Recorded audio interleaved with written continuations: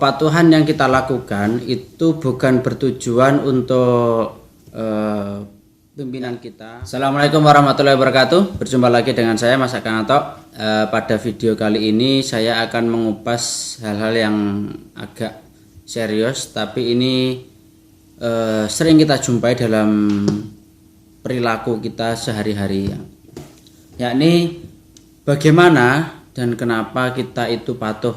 Nah, sering ya kita melihat bahwa kita misal sebagai pegawai, kita sebagai karyawan, kita sebagai apapun lah yang itu bukan pemilik ya, tetap patuh pada aturan, patuh pada pimpinannya, patuh pada hal-hal yang berkaitan dengan yang sudah mengatur kita. Begitu juga ketika kita kehidupan sehari-hari, kehidupan kita sebagian besar juga diatur oleh bagaimana kondisi lingkungan yang membentuk kita. Begitu juga di dalam sistem negara, kita juga diatur. Bupati diatur, lurah diatur, camat diatur, gubernur diatur, menteri juga diatur. Sampai presiden yang membuat peraturan pun juga tetap mengikuti aturan. Nah, ini ada suatu jenis kepatuhan yang dilakukan oleh hampir sebagian dari kehidupan kita. Langsung saja, yakni pertama itu ada aturan.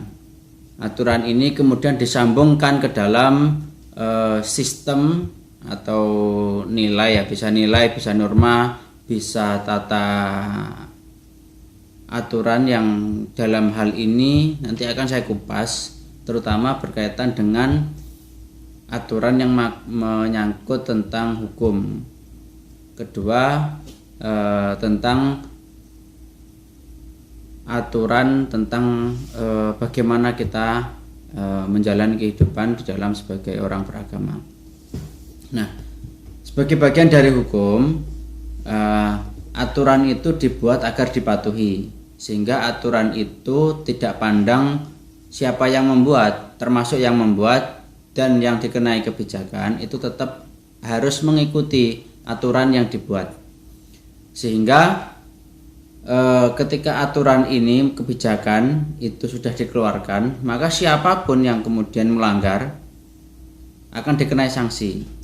Maka tujuannya adalah kepatuhan, agar orang patuh pada aturan. Semisal contoh pada perempatan lampu merah atau pertigaan lampu merah, maka orang dipaksa harus mengikuti rambu-rambu.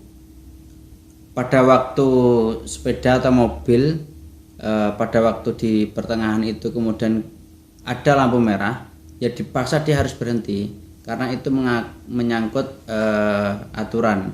Kalau dalam sistem sosial itu ada namanya social order, sehingga kita melihat di sana tidak ada lalu lalang, nah, maka kita harus melihat jarak. Nah, termasuk bagaimana menjaga jarak antara kendaraan satu dengan kendaraan yang lain. Nah, ini dalam hal berkendara ya. Begitu juga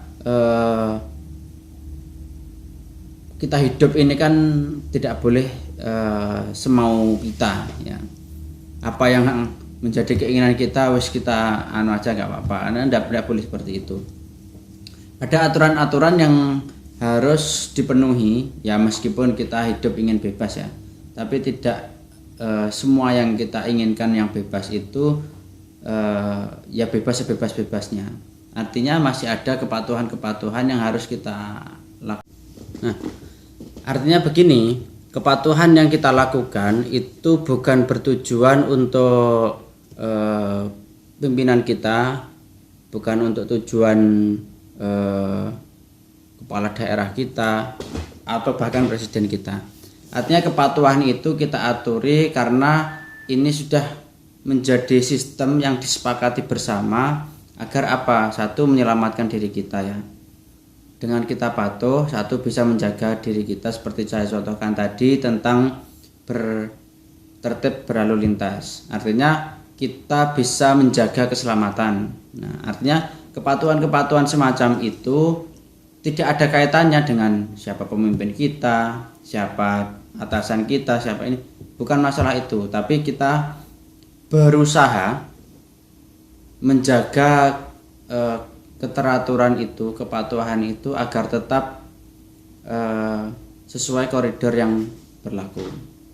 Termasuk ada namanya norma-norma hukum. Nah, ada hal-hal yang tidak boleh kita langgar. Kalau kita langgar berarti yang kena kita sendiri. Nah, tidak ada kaitannya dengan siapapun. Nah, artinya itu secara sosial juga melanggar, apalagi secara hukum. Nah, semacam itu. Nah, berikutnya yang kedua itu ada aturan yang lebih mengikat dan itu berkaitan langsung dengan kehidupan kita tiap hari, bahkan mungkin tiap detik ya. Sehingga ada namanya aturan agama yang kemudian menyangkut kepada keyakinan.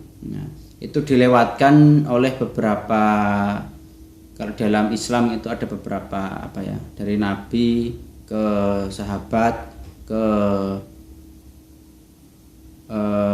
tabiin sampai ke ulama-ulama sampai ke kiai-kiai sampai ke ustadz-ustadz. Jadi ada aturan-aturan yang itu mengikat, yang tidak boleh kita langgar dan tidak boleh kita protes. Seperti contoh perintah sholat 5 waktu. Ada yang jamnya zuhur, ada jamnya asar, ada jamnya maghrib, ada jamnya isya, ada jamnya subuh. Nah, kalau sudah waktunya itu yang tidak boleh kita protes. Artinya misal sholat zuhur itu 4 rakaat, kemudian diprotes, wis 1 rakaat aja, atau karena kurang wis tak buat 8 aja. Nah, ini kan tidak boleh. Artinya aturan ini jauh lebih mengikat karena berkaitan dengan diri kita terhadap keyakinan kita. Sehingga ini aturan ini jauh lebih mengikat untuk tujuan-tujuan yang lebih privasi. Ya, artinya hubungan kita dengan Tuhan, dengan Allah. Nah, termasuk ya ibadah-ibadah yang lain, puasa, zakat dan seterusnya. Nah, katakanlah misal zakat fitrah. Zakat fitrah ada aturannya. Nah, kemudian karena mungkin ada habis panennya banyak, nah, kemudian saya zakat 1 karung, nanti tidak boleh. Ya meskipun punya, karena aturannya sudah ada aturannya. Katakanlah aturannya 2,5 kg. Nah, ya sudah itu diaturi, ditaati aturan itu, patuh pada aturan itu. Nah, sehingga aturan-aturan keagamaan itu mencakup seluruh aspek, baik aspek sosial, ekonomi, terutama ya agama itu sendiri. Nah, sehingga kepatuhan-kepatuhan semacam ini yang harus kita jalankan agar apa? Tujuannya adalah mencapai keteraturan yang lebih baik dalam kehidupan kita sendiri maupun kehidupan sosial. Sehingga dengan cara-cara semacam ini kepatuhan itu tidak membawa dampak yang terlalu terlalu berjarak sehingga membuat kita harus tunduk-tunduk, itu bukan semacam itu, tapi ini dibuat agar menjaga satu sama lain,